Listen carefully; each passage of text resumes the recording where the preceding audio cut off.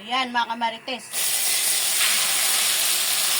Aano na natin yung ating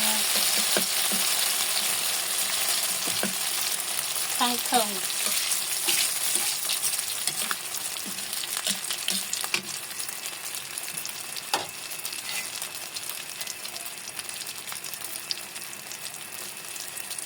Ayan siya. Nilaga na yan siya. Kaya madali na lang yan maluto.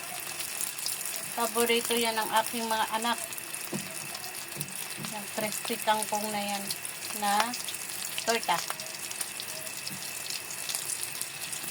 Siyempre, kasi nga, kailangan natin yan.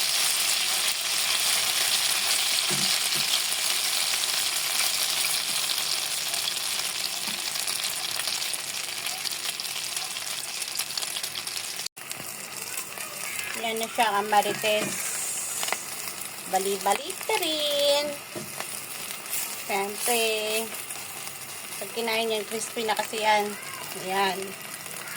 Po, kamarites, luto na po ang ating crispy kangkong para sa ating hapunan.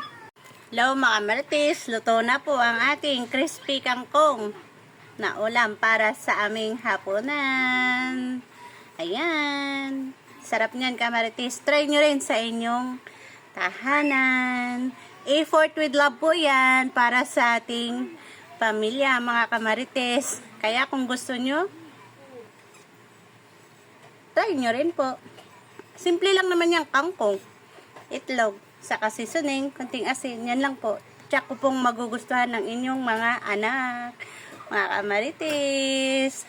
At maraming salamat nga po pala sa inyong panonood sa aking mga videos. Bye! Yan lang po kasi kain na tayo.